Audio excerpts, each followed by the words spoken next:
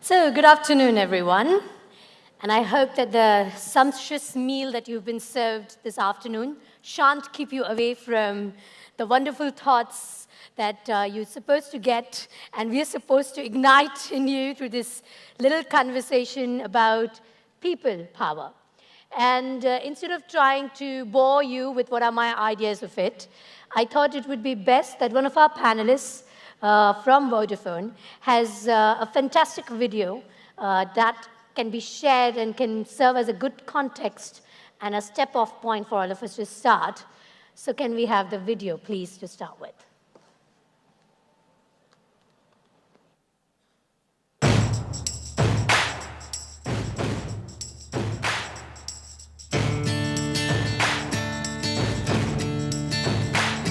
The pulse, I feel it, it's here, believe it, I'm all moment of truth.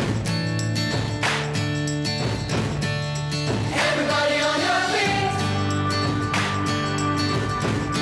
and breathe in the moment. Put your hand to your heart, as we all come together. We've worked, we've waited, but it's here, we've made it. We've watched with bated breath. And our sweat will witness, and our strength will win this. Our tears of joy will vindicate it all.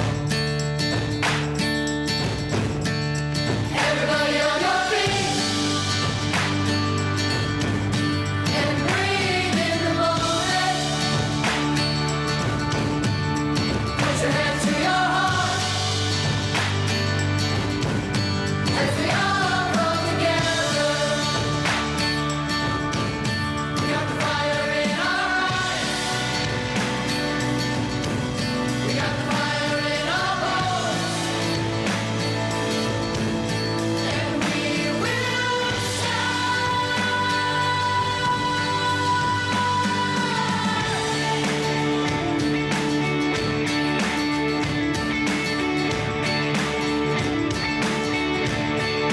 Everybody on your feet, and breathe in the moment. Put your hand to your heart, as we all come together. Everybody on your feet,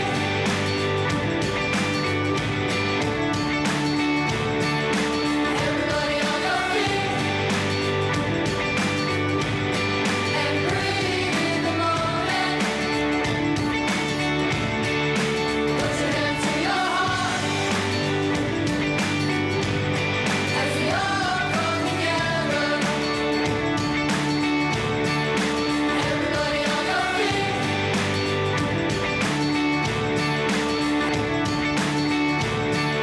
put your hand to your heart, as we all come together. Everybody on your feet, and breathe in the moment. Put your hand to your heart, as we all come together.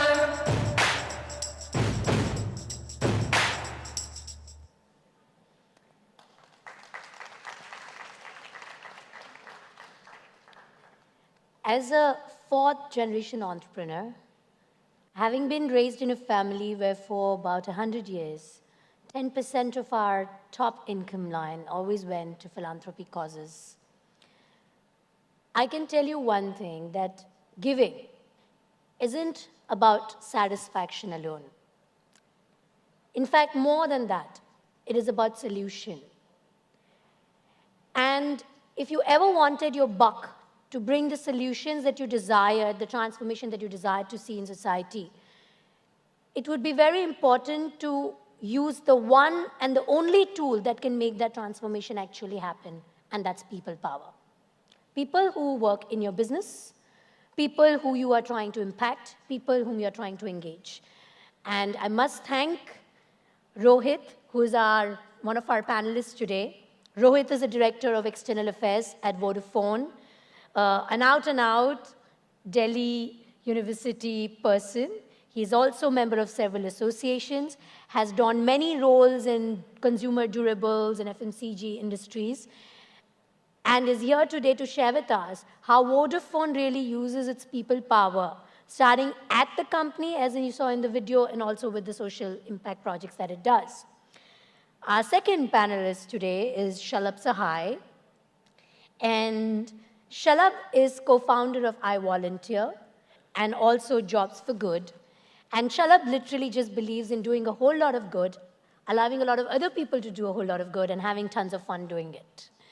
And I think there cannot be a better business model and a better career that you can ask for. He's extremely passionate about the role of volunteers in corporate social responsibilities and is quite passionate about the fact that it is only when we engage people and their skills in the CSR efforts that we do, or in the philanthropy money that we share with society, is when we can actually bring lasting solutions to problems that we see. Our third panelist is a wonderful Elaine de Mello, who is basically in the corporate social responsibility of TCS. And as we know, one of the things that we have realized now with any Tata company, that it is never inherently Indian now, that it is a global conglomerate. I realized it in a very rude way when walking around Sao Paulo, I stumbled into a whole bunch of 100+ people from TCS partying at night. And I said, what the hell are all these Indian people doing in Sao Paulo? Only to realize that they were here for a program with the 3,000 others who work in Sao Paulo for the TCS. And she's here to share with us what they do at the TCS in terms of corporate social responsibility. How do they engage people both at home and across different shores? So we have a phenomenal panel. And I'm going to start with Rohit, you first. Having shown us this wonderful video, and having been actually in this consumer durable industry and the mobile industry, you understand the people dynamics of India. And since we want to talk about engaging the people of India, can we understand a little bit from you about the people dynamics of India and why, without understanding and using that dynamic, social change is not possible? Okay, so people dynamics is, as many of you who were in the morning session also, and when the opening session was done by Martin, he shared with you a very clear point of view, and those who have joined later, is that, if you involve the people power, and if the people power is involved, the whole engagement in the organization comes to a dramatic shift. So with your permission, if I could run through a few slides and quickly cover that. And yeah, show probably them. later. Okay. Probably later. So, because I want to get. And what we saw is that when we bring the people power into this interaction with the employees and also with our partners, the level of engagement which comes to the organization and the connect which happens becomes far, far too much higher than what the people force typically in an organization which is in business doing in a classical way. Right. I want to come to you, Shalabh, because, clearly, of course, Rohit is looking at people inside a particular organization and ecosystem. But you, of course, in the work that you do at iVolunteer, you come across all kinds of people who want to give time and all kinds of people who want to take time and skills. So what is this people dynamic of India that makes it so essential in making change happen on the ground? See, when we started iVolunteer, about 12 years back, it was basis of simple premises. The last 20 years, the economic growth that the country has seen is basically due to people. It's a largely people-driven economy that we have over here. It's people-driven industries that are doing the best over here. And some of the best brains in the country go to the corporate sector. At the same time, on the other side, some of the biggest challenges that the world and thereby India faces are in the social development stream. And so until and unless we engage more and more Indians, more and more humans, more and more brains to do more and more for India, it really cannot change. The other thing that I really believe in is that, sometimes we try and bucket people into different ways. So for example, when we talk of corporate volunteering, we talk about, skill-based volunteering. But people are skilled volunteers or skilled employees. At the same time, they are family people. At the same time, they are fun-loving people. At the same time, they are learners. At the same time, they are givers, receivers.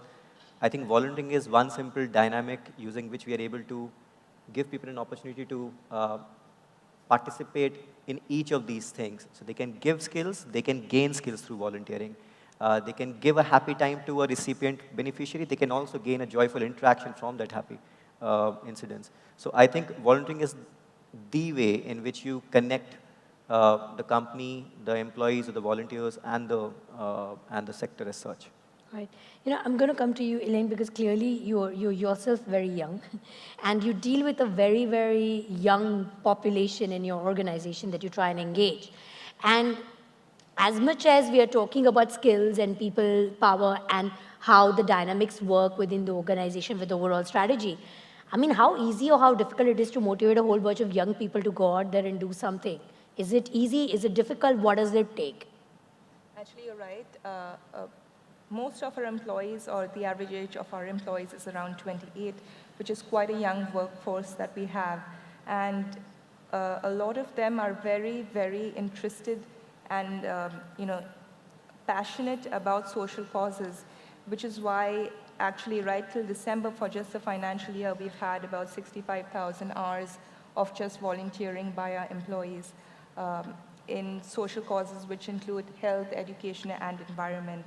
And being so enthusiastic about these causes, we also have people who are willing to just leave the commercial projects, which TCS does, and be allocated, full-time on social projects for which TCS does not actually charge NGOs any fees. We actually do IT consulting for social organizations on a pro bono basis, and we have several employees who are very excited to be part of these projects working for us. So besides doing philanthropy and volunteering in the traditional sense, where you have people going into schools and teaching children, or going into communities and helping women set up self-help groups, we also have our employees doing just IT work in terms of consulting and building IT systems for NGOs. And they're very happy to do this as well. So clearly age doesn't come in the way. And this whole thing about that the young actually are clueless about what is their role in society. They don't want to contribute. They just want to have a good time and a great pay. I think that's a bit of a myth in TCS, because especially in TCS, we see most of our volunteers tend to be the younger people and the freshers who've just joined from campus, and people who have just joined the organization. And once they start volunteering, it continues through their entire time at TCS. So the entire journey through TCS starts with being part of the group which is called TCS Maitri, which means friendship. And that's the volunteering arm that we have for our employees in TCS. Also, we've noticed that being engaged in this group has kept people more engaged with the company overall, and that's what also helps them to stay with TCS for a longer time. Clearly, and I think, Rohit, that's what we're going to be able to look at in your presentation that you've so wonderfully put together, so that we get an understanding of what you call is the customer speak, in this case, the volunteer themselves. So at this point in time, if I can request you to share that. Thank you.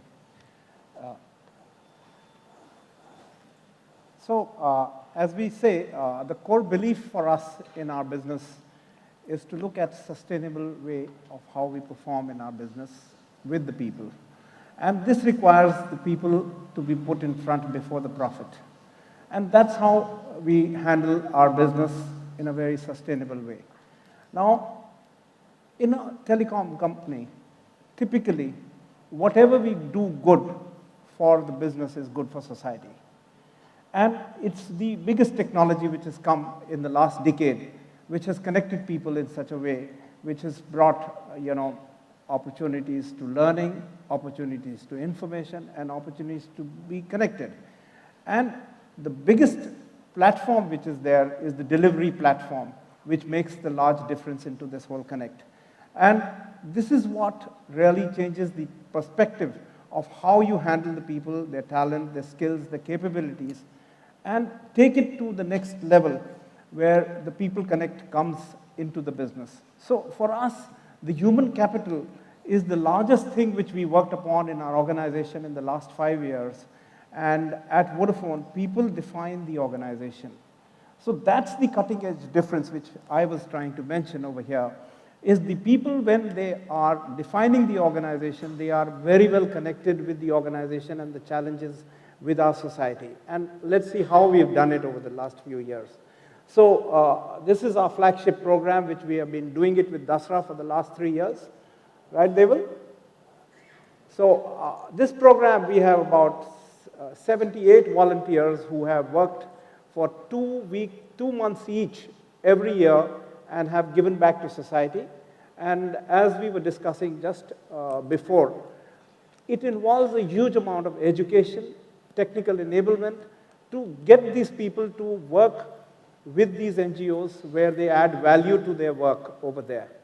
So it's not a simple, employee volunteering which is going on and, where people get joy in going and working for 2 months and take work off and, are working in the NGOs in the rural markets or in the urban markets. But it's real hard work which is happening there. So it's, for example, if I'm a salesperson, and if the NGO is having issues in getting revenues or, raising grants over there or raising revenues over there, then I work on that project. So, and if he's a technical person, he works and helps them on technology. So it's really adding value to the organization, and it's a sustainable model. So we connect back with the NGO and partner back with them. And also, side by side, when all this is happening, behind the scenes, we are working on raising funds for girl education, which is a very big project which we are working with on World of Difference this year. It broadly talks of, about 35 employees going every year with 35 NGOs and working with them and looking at these areas. Now, these are how the employees are sharing their, best practices which have happened in various places. And possibly by the end of this year, we will be able to showcase of the 36 or 35 classic cases where we have given back to society in a very unique way, besides investing on various other work over there in terms of sheer talent and improvement in business over there. Going out of our employee system, we realized that we are the largest business which is sourcing manpower from outside. And there are, on the other side of the table, people who are very intelligent but are not deployed in the right way. And take the classic case of physically enabled people, where we went to a place called NAB, National Institute of Blind, at Worli, and we spoke to them. And today we have about 7 areas of NAB which are working with us, where we've trained those blind children to how to handle a PC with Braille software, how to handle a telephonic conversation, and how to then use both these things and support themselves and do a large part to society. And today, by the end of this year, we should be having it in 14 or 15 places. The other one which I was mentioning is another big one which we are really passionate about ourselves in Vodafone, because being in the telecommunication industry, having over 10,000 employees and over 10,000 outsourced employees, there's a huge manpower which is working in the market, and there's a large amount of challenge which we run our risk to life because of health, safety, and well-being. So we drove a program of health, safety, and well-being within the organization, and when we really realized that we have matured ourselves in the organization this year, we said that why not take it out and educate the school children. So we went and did an outreach program, and we would be doing about 1 lakh students this year across India, and basically giving road safety education to students of 3rd and 4th standard. So this is just a small, humble beginning which we have done. We've got grand plans to carry this through, and we hope we will be able to really contribute more to society through human capital besides the other initiatives which we do in our business. Thank you. Well, thanks a lot, Rohit. One of the things that is a bigger challenge for, family-owned large organizations, and here we have heard, an Indian MNC and an MNC in terms of a perspective, and what I really also wanted to share is that as a family-owned very large organization, we've got about 45,000 people who work with us. One of the decisions we took many years ago was to separate family philanthropy from the CSR.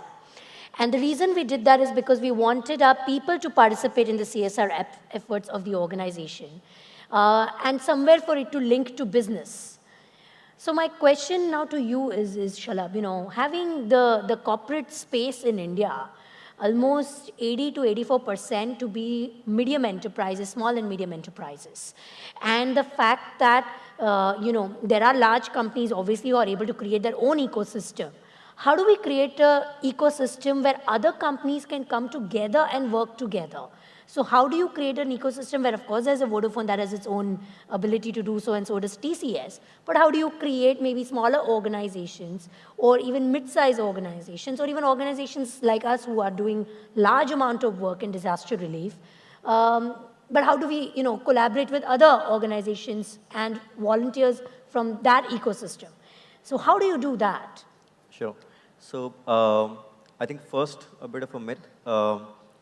Our experience of working with several corporate partners is that the percentage of people volunteering in medium-sized companies or smaller-sized companies is actually much higher, and the engagement is slightly more deeper than the ones with a large size.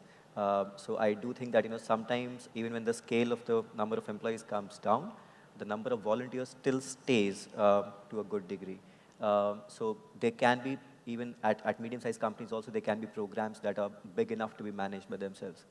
But yes, large corporations are able to put together a professional team that can manage volunteering programs in several locations, which is not something which medium-sized companies or small-sized companies kind of are able to, which is where the role of external facilitators comes in. So for example, we ourselves, iVolunteer, facilitates several companies to do these programs.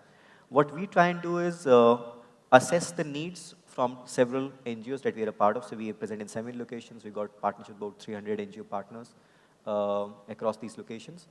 We try and build programs, volunteering programs, basis the needs, and then we go and look out for volunteers. Now, when we go and look out for volunteers, these could come from large corporations, these could come from several smaller corporations, and these could also be individual volunteers who come into us.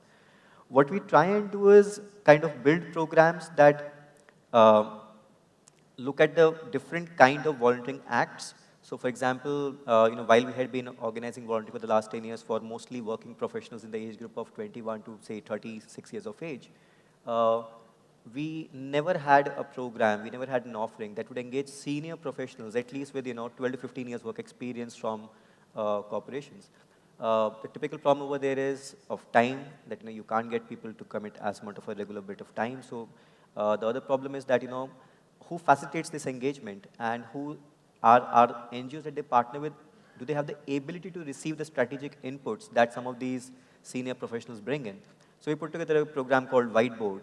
Now in this program, we basically get say about 8 to 10 very senior professionals from private sector sit together once in 4 weeks or once in 6 weeks. The same group sits together every 6 weeks, and we get this, the CEO of an NGO to present the strategic challenges to this, what we call as a whiteboard. And this whiteboard actually then takes up some of these challenges, goes deeper into them, understands, brings solutions, and then owns those solutions. We began Whiteboard about 2 years back simply by inviting people from across the companies. So that's where, where we say collaboration. So, we get a management professional from some company, we get a marketing professional from another company. And sometimes in volunteering, what works, volunteering is a very personal act. And so what works well over there is, knowing the people, understanding people, having a rapport with the people that you work with.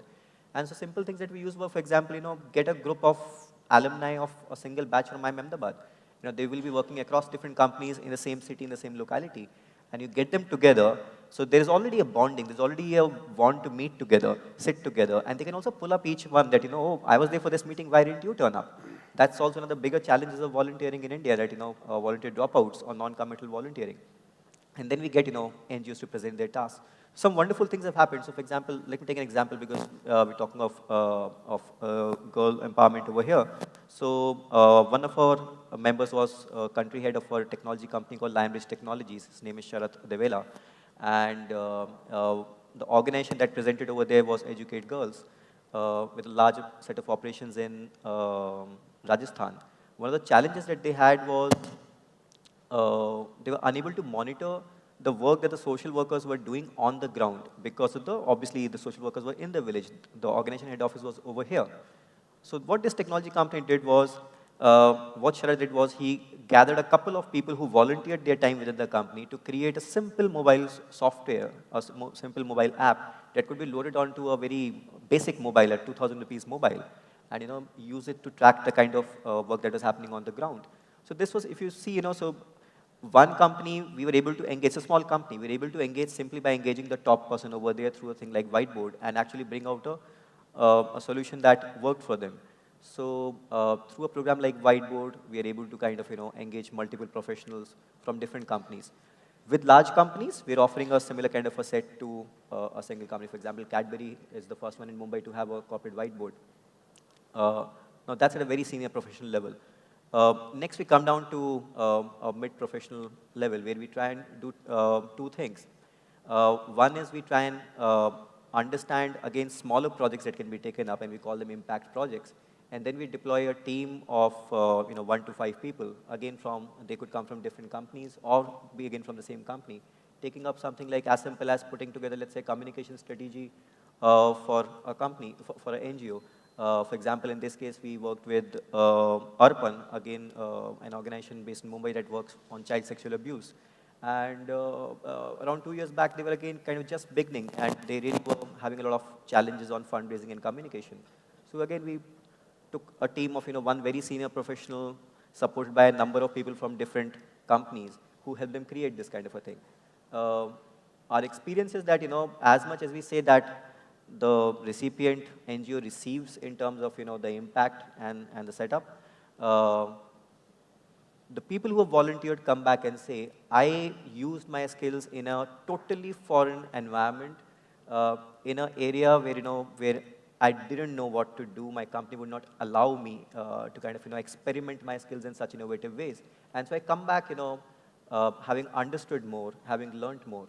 Clearly, so one of the things that and these are all the lovely good stories. So this is the good side of the story, and it does have the other side of the story, which is the challenge of volunteer engagement, challenge of also NGOs not able to really articulate well on what are the requirements. So, I'm going to ask you, Rohit, for example, you're working with humongous number of NGO partners, right?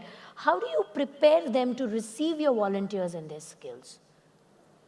So definitely it's a challenge, and for that we have set up a very rigorous process where first we have a very clear certification process where we select the level of partners which we want to work with, their capability building, and definitely in India it is a big challenge, and that's where we invest on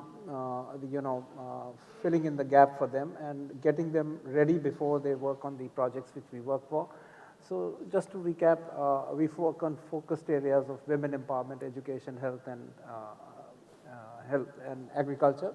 So we limit ourselves to those directions, and basically when we work there, technology is the core, and Mobiles for Good is the core embodiment of the whole process. So the NGO per se has to be first brought to a stage where it has its own capacity building to ramp up, because we believe in doing large numbers of engagements. Second, to embrace technology, and third, to move with us with the evolution of technology, because these applications, like he was mentioning, they will keep moving up and they will ramp up. And so take for example our project which we are doing with Cherry Blair and Seva in Gujarat was a simple ERP solution, but today now we are adding up to it a financial inclusion. So we are bringing those women working in the rural markets enabled to bank the unbanked. So life is all about, catching up, and it's all about moving ahead and bringing them that I'm just going to opportunity. get to Elena here because, you work clearly with a whole bunch of younger people and you said there's a lot of enthusiasm in taking up the projects. What kind of dissatisfaction levels sometimes come back? I mean, do your volunteers come back and say, I wish I had more time, I wish I could have done more, I wish the NGO you sent me to could actually, are there gaps and how do you fill them up? We don't really get so much of that, but like I said, we do work with NGOs where we do end-to-end consultancy. So there sometimes is a little bit of an issue with understanding clearly what the NGO requires in terms of the systems that they would need. So our employees need to spend quite a bit of time with the NGO before actually starting a project to understand from them what it is that they do currently and how they do it, what their current systems are, and how that can be improved. So, getting our employees to understand that you need to be patient with the NGO, that they might not understand systems the same way we do, and working with them from there is sometimes a challenge. In terms of traditional philanthropic volunteering, where you go and volunteer with the community or with schools, volunteers are given some type of training so that they are aware of how to interact with communities and what it is that is required in terms of teaching in the schools. And yes, in case there are volunteer dropouts, we do have backup volunteers who would then need to go in and fill in those time slots, because there are times that volunteers do feel a little bit disillusioned when things don't move as fast as they would expect it to in the social sector. Yeah. No, I'm going to get to Shalabh here. And Shalabh, I'm going to narrate an incident so that you can respond because I know what you're going to respond. So in my so-called help to one of the institutions, which was this National Association of Street Vendors of India, and they needed some help and we were trying to help them with a volunteering program. And, the guy looked at me and, in his quintessential Bihari Hindi said, वो तो आ जाते हैं फिर चले जाते हैं पता नहीं चलता ऐसे तो बेहतर है आओ ही मत. That he's basically saying they come, they go, I can't really rely on it, so I might as well not allow them in my ecosystem. So how do you deal with that, And Yeah. what is the kind of capacity building on both Yes. ends Yes. that needs to be done? Yes, I think it's a very important issue. First and foremost, so how we deal with it is we basically, the NGO partners that I talked about, we do assess, so we're not people who kind of, assess organizations on their financial, things. There are better organizations who do that. We simply use that as the baseline, but we move to the next level and we say, good organizations, definitely, but are you good to volunteers, or are you good enough to kind of engage volunteers? So we move into that kind of a level where we try and understand whether people within the organization, even if the top management is willing, the people within an NGO, are they providing a conducive environment for volunteers to operate? We also do what we call as volunteer management workshops that we do within the NGOs, or we also invite volunteer managers from across NGOs and train people on volunteer management. But let me kind of, again, bring out of the box some of the things that typically we don't talk about. First, when we talk about corporate volunteering and NGOs wanting corporate volunteers, a lot of NGOs will want corporate volunteers simply to make the first connect with the corporate so that you can get into the funding or into that thing. So, the moment you have that, the objective is not using the professional resources that a corporate is committing. And so we have to move across that barrier. So I think there's a good amount of I would say, sieving as well as kind of, rapport building that we have to do, confidence building that we have to do with the NGO partners so that they are more recipient to whatever volunteering skills and expertise is bringing in. So it takes a longer-term partnership. So, for example, we have partnerships with corporates who will partner with us for, say, 6 months or 3 months or a year. But that's a very short time gap to kind of, build a rapport with a NGO. So we ourselves have a rapport with an NGO for over, say, at least 5 years. And then, we bring in volunteers from different streams. So the confidence remains with us when we bring in volunteers. That's one. Let me also take it to the other side, on the corporate side. So it's not that, when we depute volunteers from a company to an NGO, they're ready to volunteer. It's the same situation. Just like NGOs aren't ready sometimes to receive volunteers, similarly, when we depute volunteers to NGOs, volunteers don't understand how an NGO environment works, do not understand what it is they take to volunteer, sometimes are not sensitive to the issues that the volunteer, that the NGO works in, that the community works in. And it takes good amount of investment even to work on the other side, on kind of orienting volunteers, sensitizing volunteers about volunteering, about social issues, about NGOs, and actually saying that, if you really want to kind of shake up a tree, please go inside, stay there, invest enough amount of time before you start doing things that will kind of, rock the world. Right. Well, this is where I'm coming to actually, this clash of the cultures, right? So you go out there from a corporate sector, and you've got your skills, and you're sort of going out there and saying, okay, let's go fix this problem. This can be done. And that person who's been fighting that battle for last 15 years looks at you and says, oh, here comes a Joe, like, okay, let me give him some printing stuff to do. Let him go put up some posters, and let him go clean up something in a little room, and that's going to be just fine. Because, that's all he can do, because he doesn't have the time and she doesn't have the bandwidth to understand the intricacies of this. So, Rohit, how do you prepare your employees for that kind of a challenge? Because you clearly are doing a whole, Yeah, so when we embarked on this project of World of Difference, we knew that this was going to be the first challenge which was there. And the most important task is you have to first select the right NGO partner which has that capability to accept the volunteer of that level. We have to do a need gap analysis there. And once you do the need gap analysis, you need to draw out a JD, typically in a corporate format, a job description of what that volunteer will do for those 2 months. Once all that is drawn out for those 33 people, 33 NGOs, then we select, and it goes through a very, very strong process of seeing the capability of the individuals who have to go. So there is an opt-in program which we do, and here are employees which are put on the Vodafone portal. All of them have the option to opt in, and it's full salary paid plus extra allowances for living in those conditions over there. And then there is a proper recruitment process which happens for that. Clearly. Now once these 33 candidates are matched with the 33 jobs, so it's a placement. It's a professional organized placement which happens, and then they are trained for 3 days with the NGO partners and with the Dasra team and our team at an off-site before they are sent out for work. Right. So it's a very, very tedious process. So So there clearly is a large amount of investment which it's goes a well through. thought out process, not to be Yeah. taken lightly. Ki I woke up this morning and I'm going to go Yeah. make a change So- happen. But my question to you, Eleni, is that of course you also have an HR background, and tell me this. So if I'm a TCS employee and I went and did some good volunteering, of course it's going to look very good on my appraisal. What if I went and did it and I didn't continue it because I didn't have a good experience of it? What does it have any impact on my appraisal, or what happens? How do you handle it then? Okay, so volunteering actually is not at all mandatory in TCS. It's entirely up to the employee whether they want to be a part of, volunteering in any of the initiatives that we undertake. And it's not linked to their goals or KRAs at all.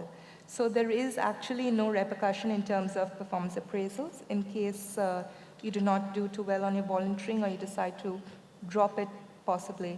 But there is a lot of peer pressure, I could say, because the employees who are engaged in volunteering all also are part of the group called TCS Maitri, which I mentioned earlier.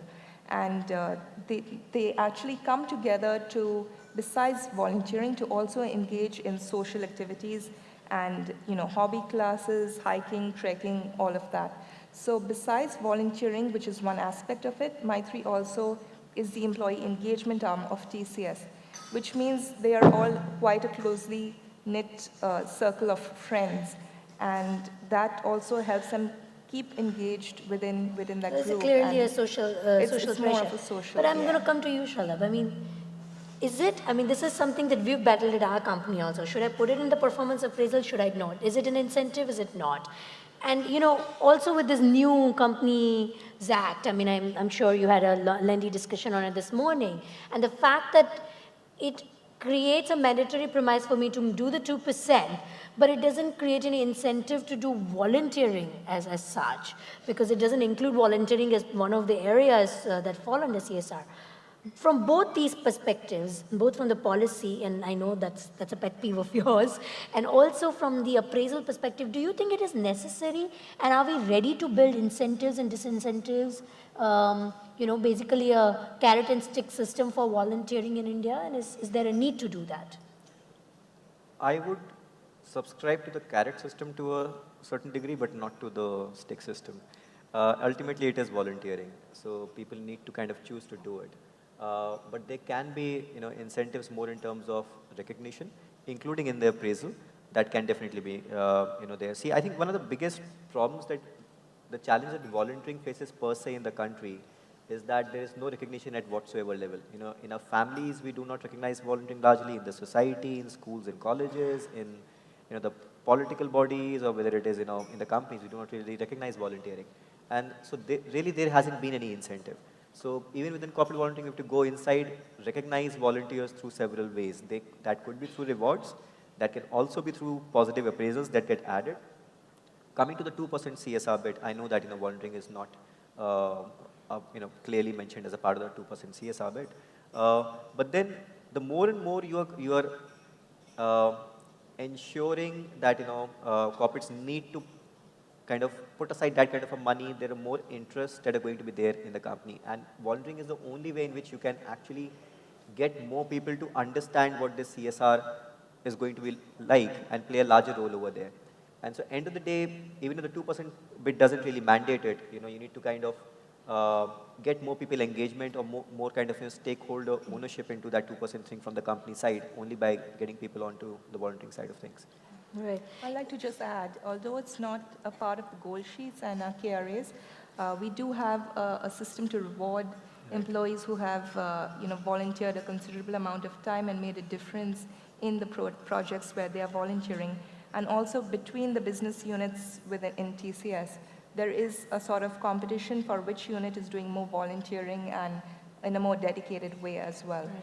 And that gets rewarded. Right, and I'm going to ask each of you one question, and clearly, obviously, Shalabh being on the facilitator side might have a bit of an easy side of this. First question, do you volunteer, Rohit, yourself? Yeah. You do? Does the managing director of Vodafone in India volunteer? Yes. Does your managing director volunteer at TCS? I think right now we are planning, or there is a program recently launched, so yes, he is going to get much more hands-on in terms of volunteering. And do you volunteer? I do. Definitely. So, because this is the question that, and do you respond? volunteer, or you're just in a facilitation? No, I do volunteer, and actually, when I volunteer is also a small little company. So in I volunteer, we have a 4 hours mandatory volunteering policy which is there. So, every employee, we have 50 people company, and, every employee is expected to volunteer 4 hours in a month. However, we do not penalize people, like I said. So there is, they can take time off during working hours, but we do not penalize if they do not. The reason I asked that question is also about role models. And, you talked about, Shalabh, about the fact that volunteering isn't recognized enough, and we're slowly building, you talked about Eleni, systems, and you're talking about how you recognize through clearly the internal and external communication. How can we create inside the company and outside in the society more role models for volunteering? And that's the question to each one of you. So, just to add on what he mentioned about appreciation and also to take it across, I think besides appreciation, you need to celebrate also. Because otherwise, you don't get that motivation across in the organization. And we have a very clear ritual.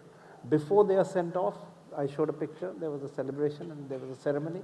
And when they come back, there is a storytelling session and their stories.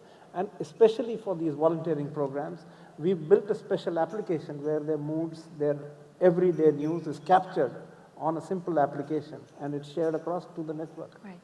So it's motivation which is actually driving the whole thing. And only the motivation can come when these 33 employees talk to the 10,000 employees in an organization.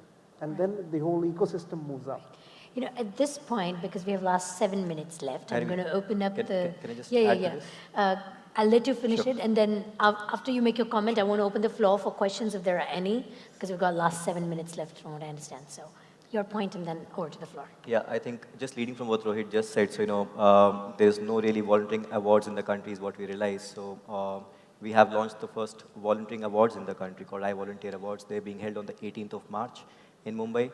And the taglines are exactly the same, saying that, inspire, celebrate, reward. Yeah. Because unless you create benchmarks and role models, nothing's going to happen. So we have a category for best corporate volunteer program of a year. We basically are trying to also identify the best practices that a corporate employs, the best practices that some of the NGOs are developing towards volunteer management, and some of the role models that volunteers are setting for themselves, and thereby those three categories. So I think, I totally agree that, we need to identify benchmarks, we need to kind of inspire through stories, and we need to celebrate volunteering and volunteering achievers. Great, great. So the floor is open for questions. So if people have questions, then we'll take at this point in time, and I think we have one there and one there. 2 questions. One here to the lady in the beige jacket, and to the gentleman in the blue shirt, and then the girl in the pink shirt. Yes. Hi, I'm Swati Narayan. I with an organization in Houston, Texas. And I have more of a comment to make as opposed to a question. I'm listening to you talk about volunteerism and trying to engage people in the corporate world to volunteer. Living in the United States, one of the things that we have found is volunteerism begins at the elementary school level.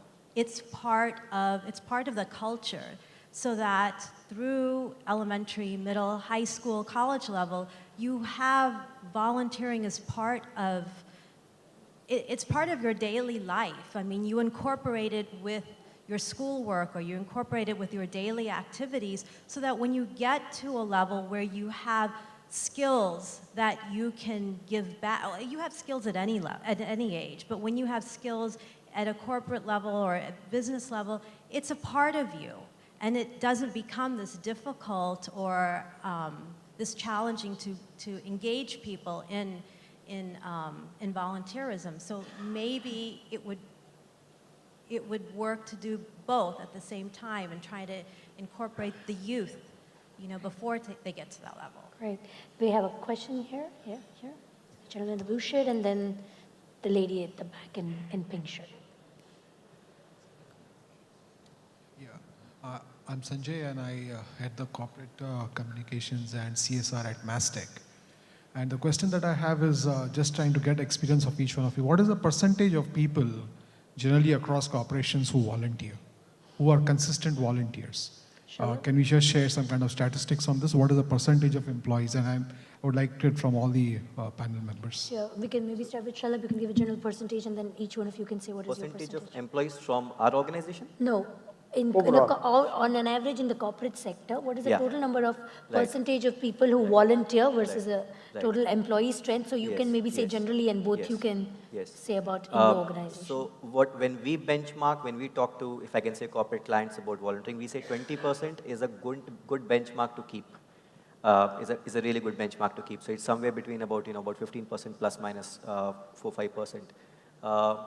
But like I said, if you go into smaller companies, say about 100 people company, it can go as high as 80%. But in large corporations, that's really the benchmark. So it depends on the program also which you are doing. So I'll give you both the high and the low.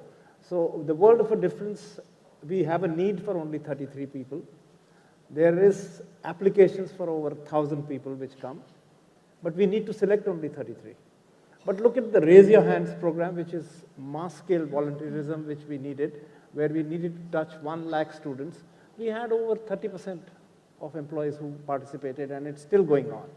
So it entirely depends on how the resourcing is worked out and how the concept of the plan is there. Right. And what is the percentage? So we actually don't count the number of volunteers that we have. We count it in volunteering hours, because volunteers would be double counting in a sense. But we recently have launched a new program. Our CEO has launched a program this week where we would want every one of our employees to volunteer time in the coming year for social programs. So since it's launched by the CEO and he himself is dedicated towards volunteering his time as well, it is hopefully going to be a much more successful program, and we'll see a lot more employees volunteering through Right. that. By the way, can I just add to that comment? So I think, today while we're talking about the percentage of volunteers in any company or group, whatever it is, we need to quickly start talking more about, what is the engagement of this percentage of people. Because it's slightly easier to get the percentage in place by doing single community days, and that's what is happening in a lot of companies. But we need to, so speaking from non-profit side, I really would like to see that, of those 20% or 30% volunteers that are actually volunteering, what is the level of engagement? Is it one time? Is it 4 hours? Is it 4 weeks? We need to move on. And then what is it resulting into? I think, yeah. The lady in the pink at the back, and then we have last question here with the gentleman in the white shirt. I'm really sorry. If we do have time, then I'll come to you at the back. I saw your hand up there as well at the back. Hi, Go ahead. I'm Namrata from Concern India Foundation. Volunteering, employee engagement is supposed to help both the corporate as well as the NGO. So my question actually is there a way of measuring the impact that volunteers actually have to an NGO? Or what is the value add that they have, and how do you monitor that? Or is there a metric that you have that can assess the value that they bring? Elena, do you want to take that because you clearly do that at TCS? We would have it for our company, but not for the NGO. And if her question is more, the impact on the NGO, that is not really something. Okay, we but it's monitor important to right do it at the now. company level as well. We should Shalabh, at you the want to take company that level. about the NGO? So internationally, there's a points of light calculator. It's pretty popular in North of America. We are building a similar calculator in India under the CII India at 75 initiative, which will basically help to calculate, what kind of a volunteering results into what kind of let's say, INR value. Currently under development, we're getting Bain and company to advise us on, put the economic values over there. And we're working more with the non-profit team to understand that, what kind of, so probably a 45, 50 kind of list of typical things that people can volunteer for, and what's the value of that to an NGO. However, the big debate that we are having in the same task force at CII 75 is about what is the value that we're trying to measure. Because corporates typically, and again, from non-profit side, maybe not the right forum, but corporates typically want to measure the input that is going in. So what is the 10-hour value of a CEO at a certain CTC going in, whereas from the non-profit side, I'm more interested in what is coming out of it. Two very different things. So for now, I'm simply taking the stand. I'm saying let's kind of calculate both the input and the output. And at some level, point of time, we should compare the two of them to see, what is the actual efficiency of volunteering. A CEO volunteering 10 hours teaching a kid is not leading to his CTC. So we need to measure both. All right. We have a question here, and if you're able to finish that, then I'll come to you. I remember you have a question there. Hi. I have a question for all the three members of the panel. The thing is, I'm from Ernst & Young, and with an employee strength of over 10,000 people, a lot of people already have kind of exposure to certain volunteering. A lot of people have their own ends or own goals that they want to achieve through volunteering, or these kind of causes that they support, which may not align with the goals of the organization as such, but still they want to go ahead and volunteer. How does an organization then address this? So basically, if as an Ernst & Young, we support education, we support cluster developments in villages and so on and so forth. But if an employee comes and says, okay, I want to volunteer into something like services for the old age homes, or some other things, which the organization is not doing as such. But on the other side, organization wants employees to volunteer for the causes, whatever they support. But how do I address how? Right. So your question is that when the individual volunteering aspirations are not getting aligned to the organizational volunteering goals, yes, what do we do? I'm going to take the gentleman's question at the back so that you can answer both the questions together as a panel. There at the back. Just 1 second. Let me take the question. I'll come to you.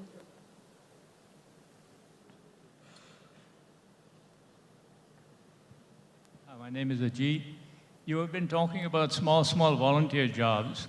Talk about big breakthroughs. Vodafone in Kenya, under Nick Hughes, developed M-Pesa, which was a major breakthrough, and an equity bank was built on it.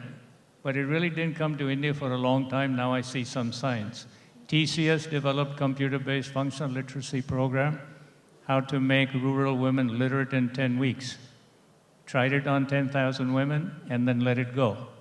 Isn't there any way to volunteer, take those programs and scale them? You do it. Okay. And you had a comment, and then I'm going to. What was it?